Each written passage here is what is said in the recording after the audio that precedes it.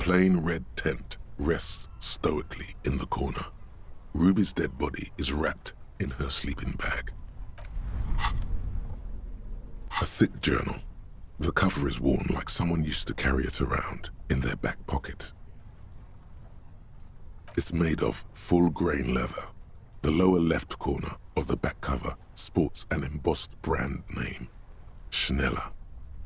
Schneller is a stationery brand from Gottwald, beloved among architects and engineers. She had good taste and must have taken what she recorded here seriously. The journal falls open. About 2/3 of its ruled pages have been filled. The large cursive of someone who writes quickly and confidently, perhaps too confidently. Many phrases and even paragraphs have been crossed out, with tiny corrections scrawled above and in the margins. It's a mix of logistical notes, diagrams, and personal reflections, all dated.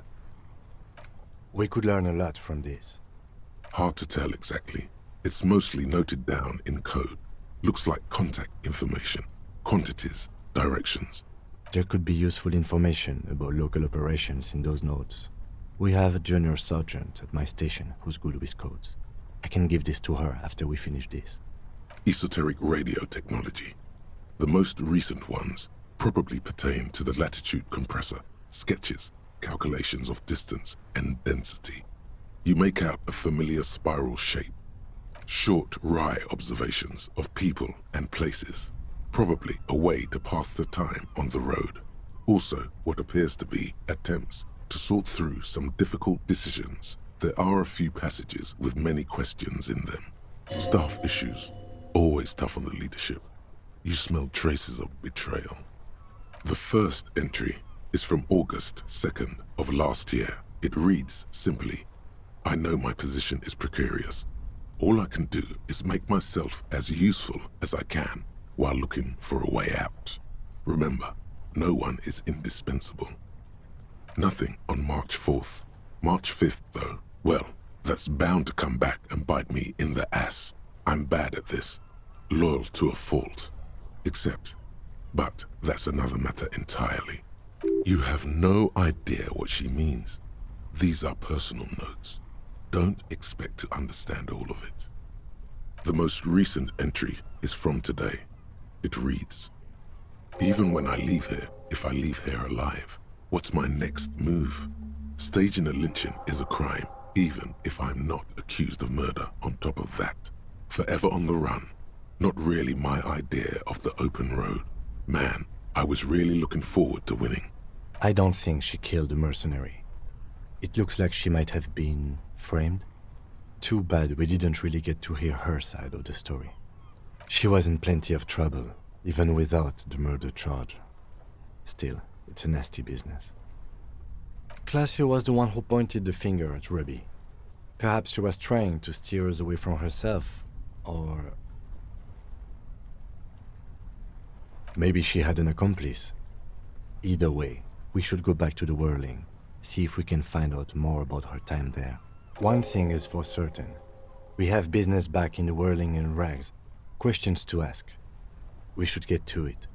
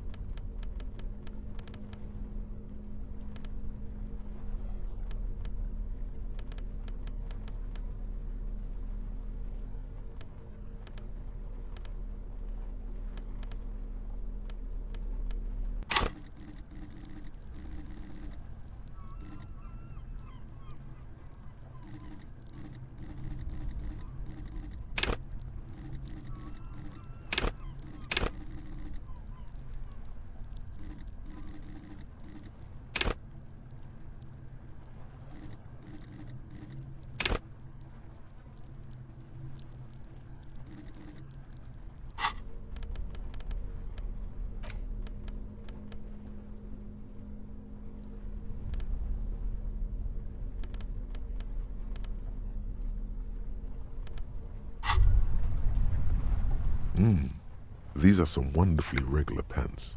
Not too tight, not too loose, moderate in every sense. You'll blend right in at some pleasant dinner party.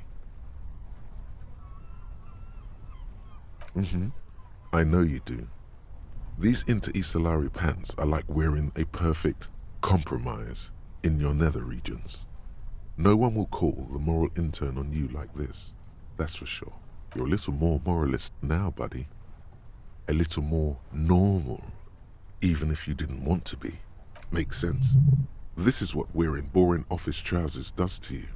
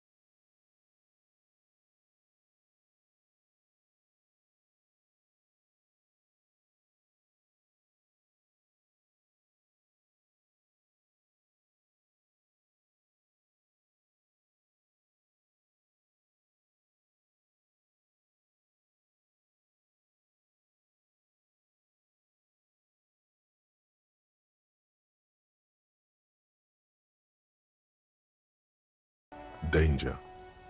You are prepared. Don't put away your friend, your weapon. Raindrops slip from the barrels of your Villier's 9mm pistol. Yes, I hear commotion. Let's go. Good. Be ready to take damage.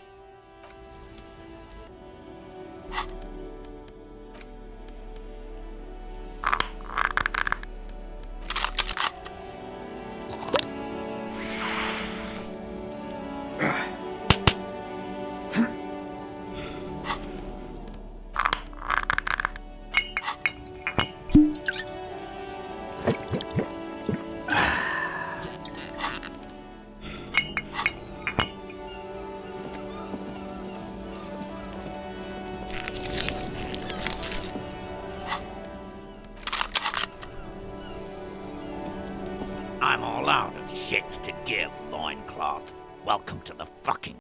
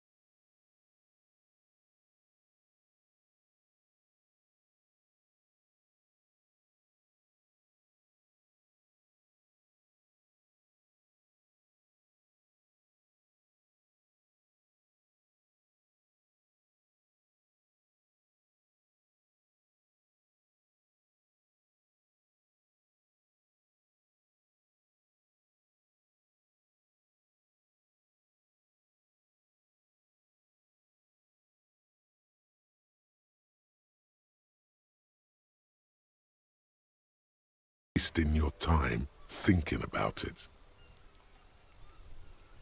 Rude.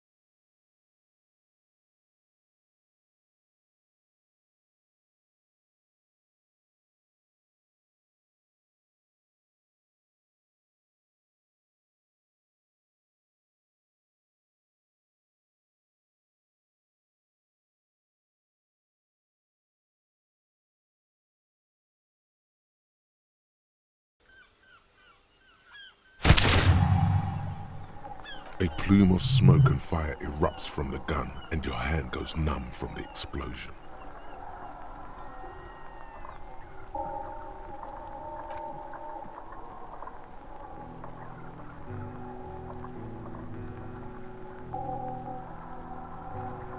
His lips, moving, swollen with fear, are trying to say, shoot him, but he can't.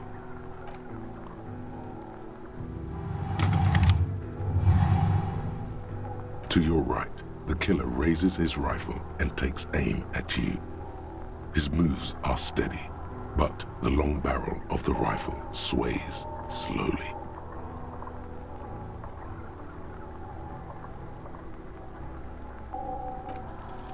You leap left.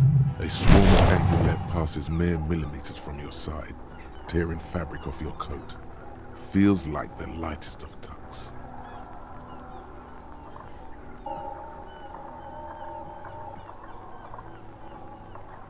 The man tilts his head, trying to see through the clearing smoke for the next shot.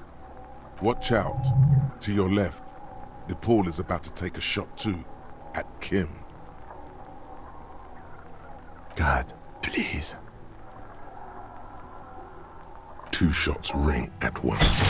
One from the lieutenant's pistol, and the other from DePaul's. It's aimed at the lieutenant, but it misses. You hear a scream behind you.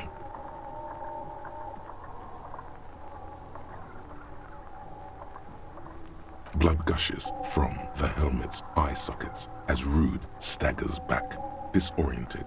The sounds coming from his helmet are not human. An unbelievable shot from the lieutenant. Glenn, dying in a puddle of blood behind you. His mangled torso has 2 gunshot wounds. Blood gushes out of them like red geysers. Oh God, watch out!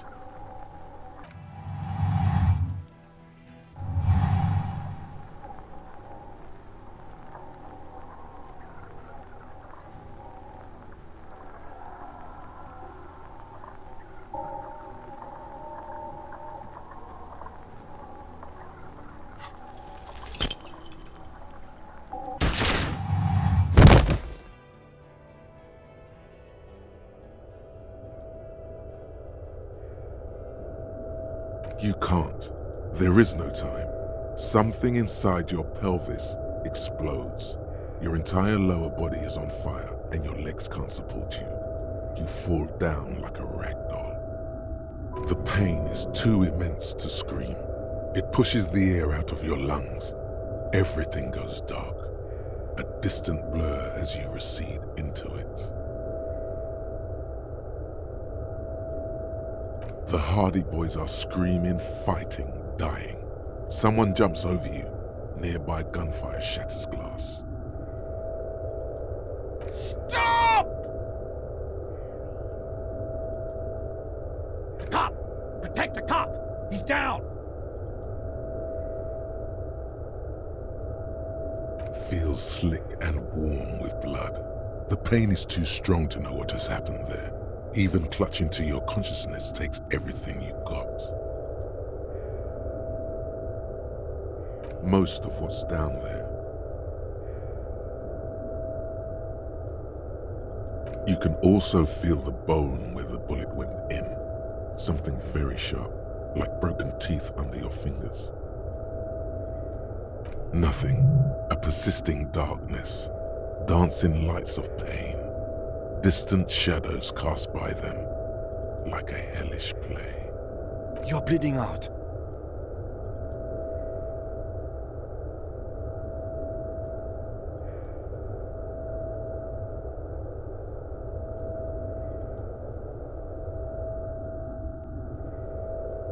Yes, keep talking. Stay awake. Look at me. But you can't. It's so hard. Your eyelids grow heavy, and the sounds ever more distant, and the cold comes over you. The lieutenant, too, is somewhere far away, almost gone, when suddenly you sense something behind him. A slender white shadow towering. Someone stands there, raising her pistol at him. The lieutenant does not see it. He's pushing down on your wound with both hands. Scream immediately. He's gonna die.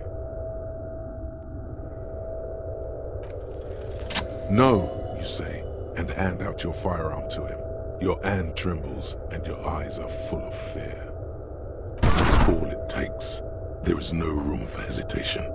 The lieutenant moves like a spring unloaded. He grabs the gun from your bloody hand and fires behind him. You hear a faint scream. A woman's. Then the sound disappears, like someone pressed stop on the tape. The woman is gone. So is Kim. Then the whole world. This is death. One more door, baby. One more door.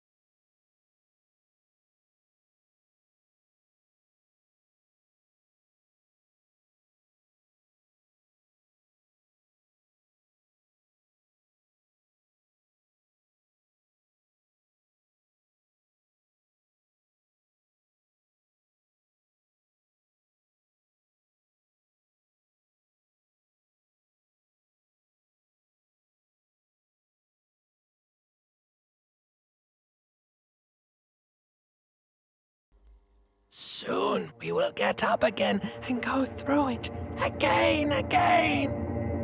Finally, we know what the infernal engine was outside. The clarion call. It was him. He is the infernal engine.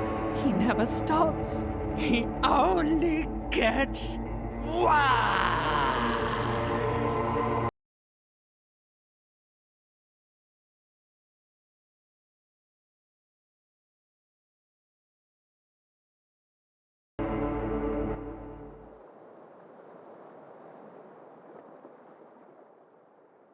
You see the lieutenant's familiar shape in the orange jacket. It turns double, then triple, from the pain. Sunrise, Parabellum.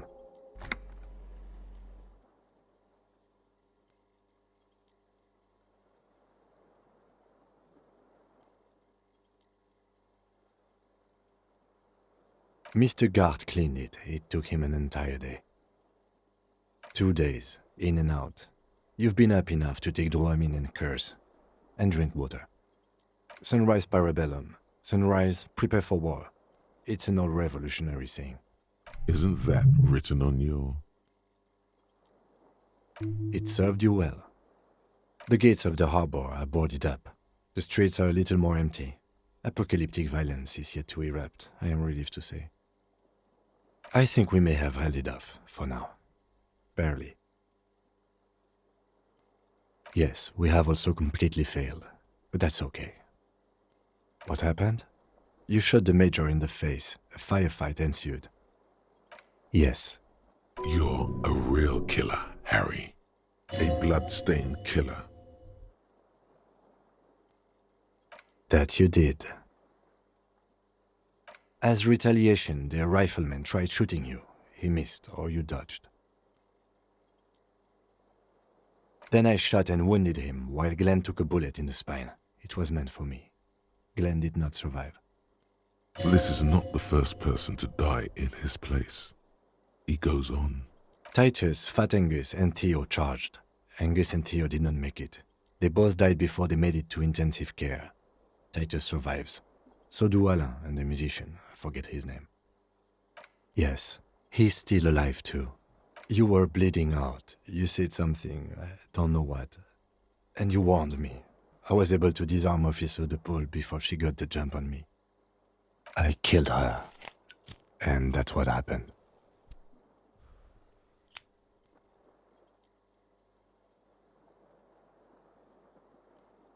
Four. Glenn, Theo, Shanky, and Angus. The fat one, he took a lot of bullets. DePaul was the last to die. Everhart had their bodies returned to Crenel for a funeral. The company is yet to retaliate. Because we deterred them? Or Joyce did? Maybe the harbor in full lockdown is too costly a target.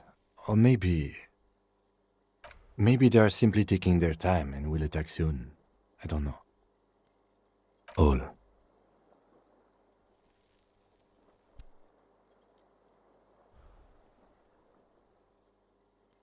Oh no, officer. It's pretty bad. 6 people are dead. +1. Ruby. But what's done is done. The violence is cordoned off. The Hornets did not get into the beehive. The worst scenario has not materialized. Yet.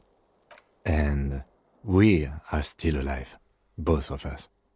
His smoking, his hunched back. You have it worse, but he took a real beating.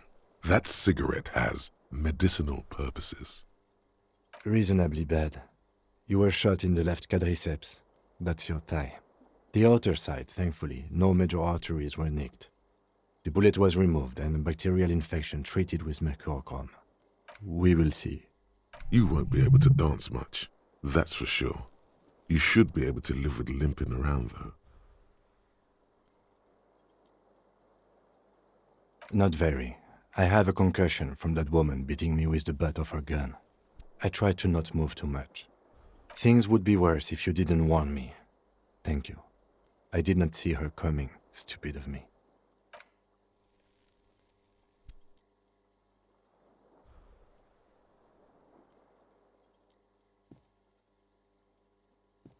Easy now. Your balance is way off. You feel like you're about to fall over on that thing. How are you?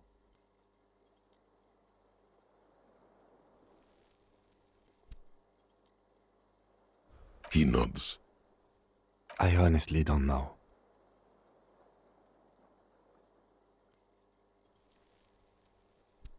Do you? Because we can't talk to Everhart. The harbor is in lockdown. Everyone in there is outside our grasp now. And Joyce has left too. Yes, she left yesterday morning. To meet the board of Wild Pines, or that is what I've heard.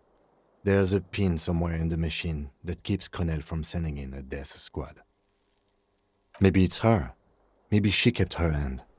Either way, Ruby's gone, and Classia, well, at least she's safely locked away.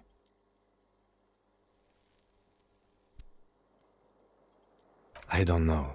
I think the theory you presented, it's someone else outside our circle of suspects, was right. It better be. Everyone within the circle is either dead or gone. Honestly, I think our investigation has not produced a single credible suspect.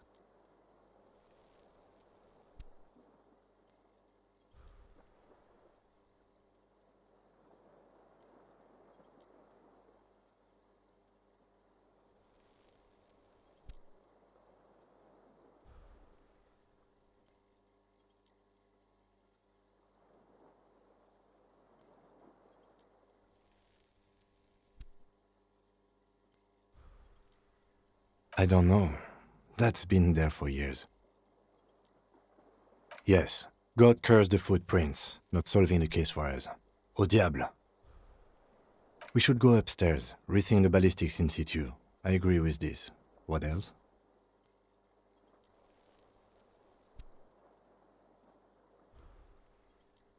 It's extremely easy. There are thousands lying around from the war, all completely unusable. It's precisely how easy it is that makes that bullet useless. We could find thousands more if we wanted. All of Revachol is full of them. But they seemed so mysterious. No need to be melodramatic.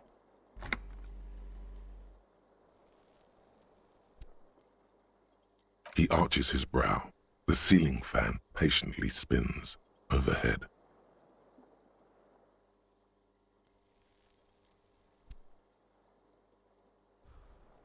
It really is very hard. That concussion must be making him dizzy.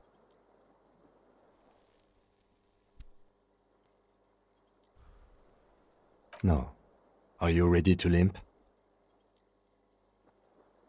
Good. Where do you want to limp to? The lieutenant did mention doing more ballistics. Also, it's just close enough to endure the walk.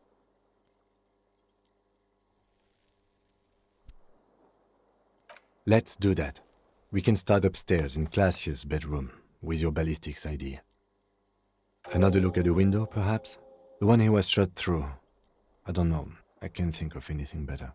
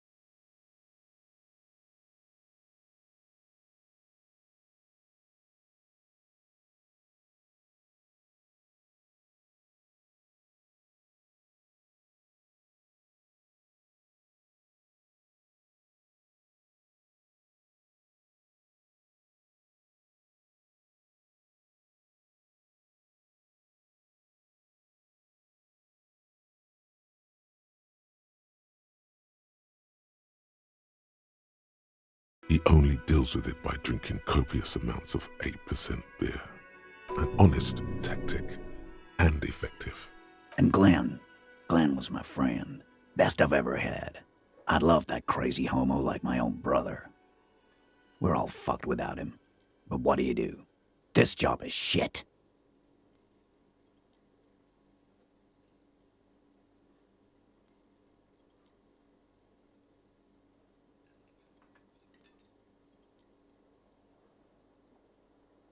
Man, getting shot has really squeezed all the funk out of you.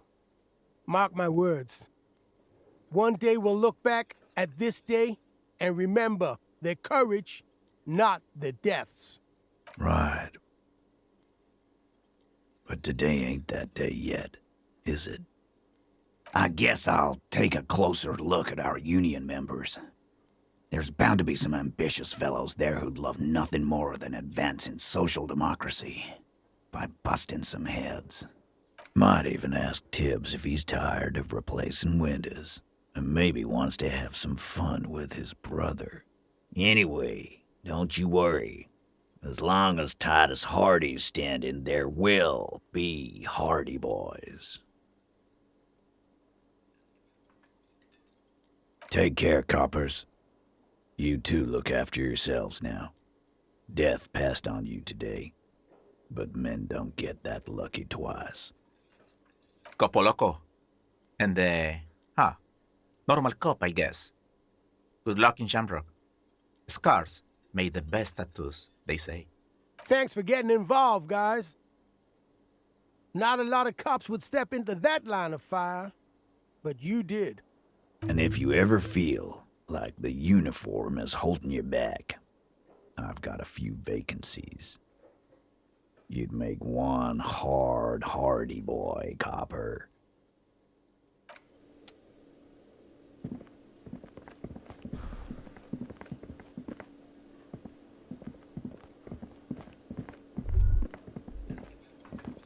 That sugary black rum stain on the counter makes you teary-eyed with joy. It's almost touching how syrupy and sticky it is. How long have you been up already? Oh, excuse me. Do you have something better to do than lust for sweet syrupy rum and lemonade? With a twist of lemon? Maybe lime. Maybe who cares? Just rum? Yeah, man, yeah. Your mesolimbic reward pathway is going wild at the thought. Lick it, lick it, lick it, your receptors chant. Calmly, the lieutenant looks out of the window, then to you, licking the tasty rum stain off the counter, but only a little, then out of the window again. What are you doing?